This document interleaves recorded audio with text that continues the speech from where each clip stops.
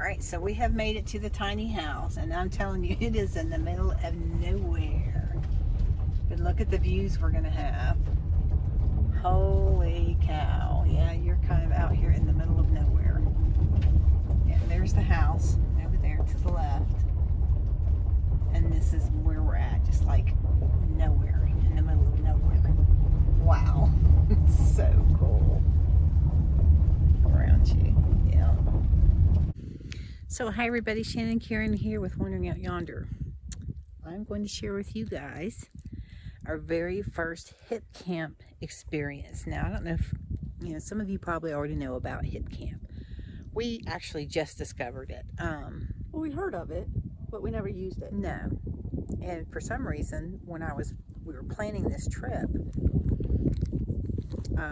part of the issue that we were having is finding places to stay along the way with the van. Shannon and I are not ready to boondock yet. We are not quite prepared for boondocking. Fran's not prepared for boondocking. Nor, I don't think we are either yet. Not yet. But anyway, so I was like, okay, well, then I remembered HIPCAMP. So I think my daughter-in-law, Tara, had mentioned it to me before that she had looked into it. So I started looking into the HIPCAMP site, and it's actually pretty cool.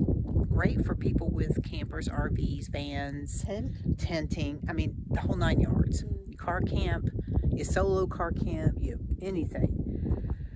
It's Airbnb for campers. Pretty much. Yeah. Pretty much. Like a lot of people with property will allow you to camp on their property. I think for the most part you have to be pretty well self-contained to do that. I only saw a few sites when I was doing some research that have electric available. So you do have to be able to be self-contained, provide your own water, your own electricity, so forth and so on. And most of those are in pretty remote areas. Yeah, you also some have to have them the vehicle to get to them. Right. Well, no, not all of them, but some of them, yeah. Anyhow, long story short, I found this cute little place behind you. This is called the Tiny House. This is in, Abiquiu? Abiquiu.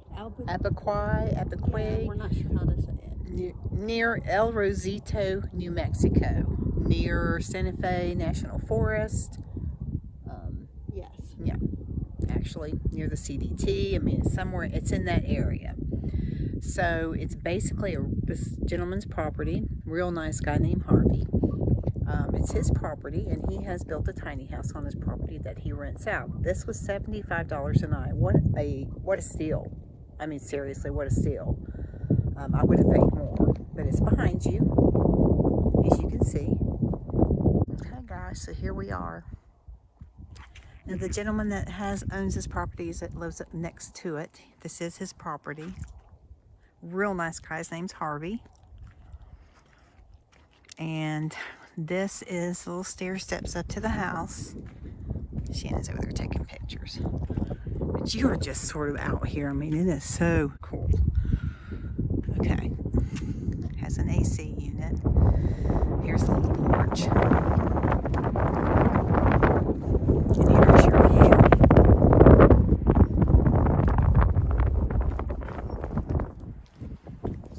Yeah. We have coffee. Yes.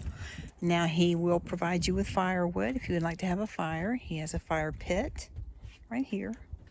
You can also charcoal grill with that. There's a trash can around back here.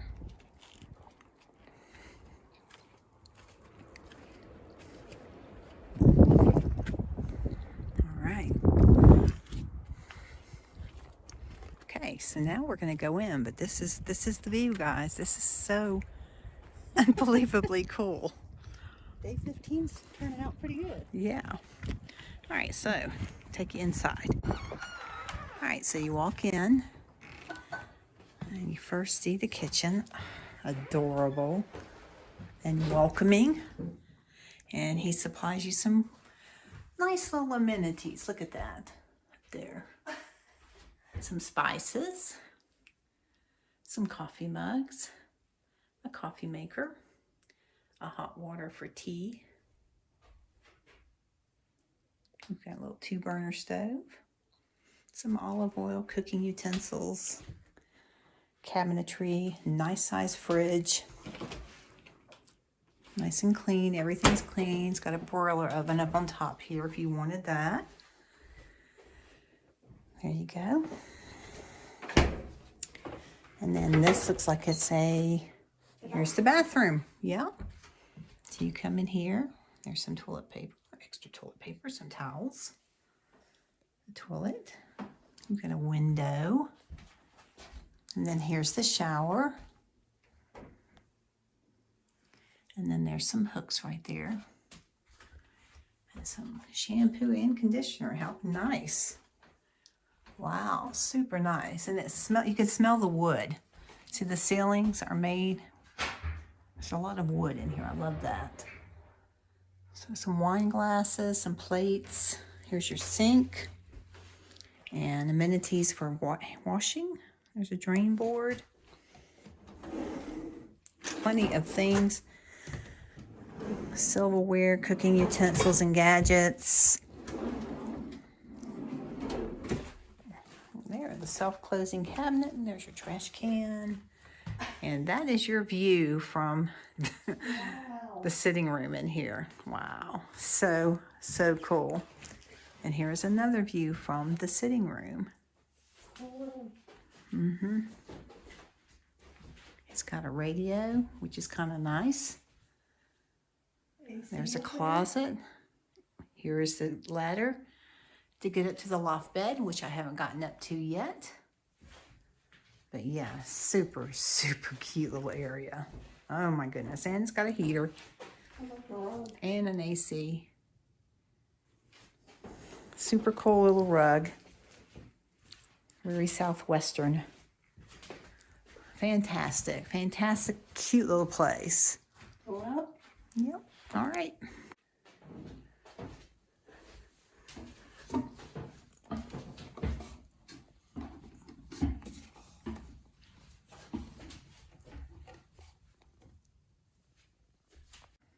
Alrighty, so this is the loft bed.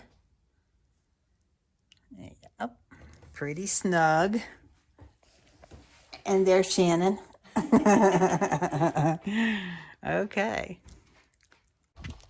Okay, so again, like we were saying, I had looked up the HIPCAMP and found this cute little place, and I was like, this is perfect for us. It'll give us a rest, a chance to get out of the van and rest. It has a bedroom, it has a shower and a kitchen and everything. And we've been in the van now for 14 days, Shannon? Is that right? Okay.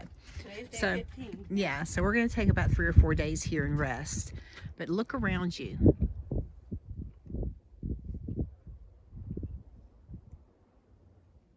I mean, can you hear the quiet?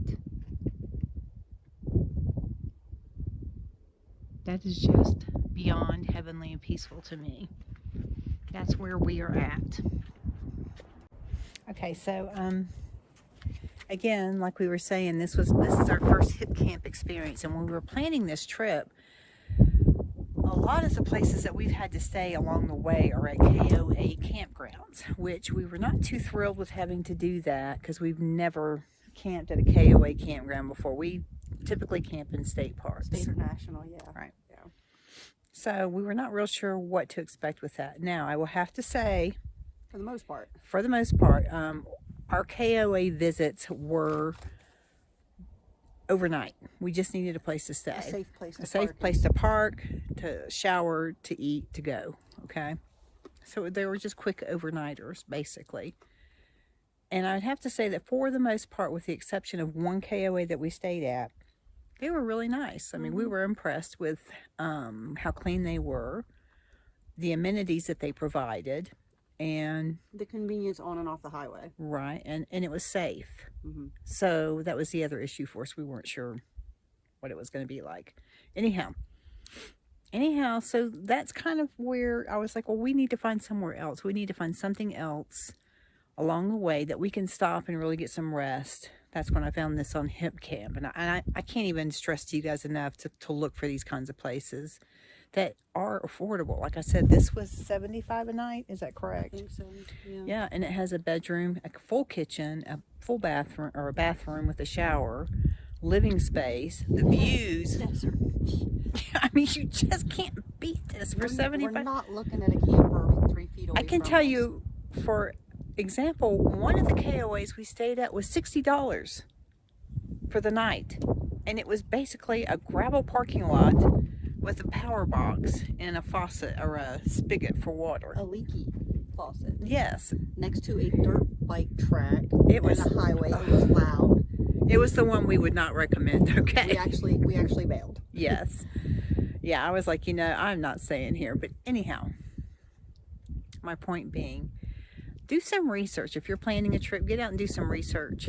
Because there's probably lots of fantastic little places like this along the way that you can stay out and enjoy. But I'm going to end this video with letting you listen to just how peaceful and quiet it is here, okay?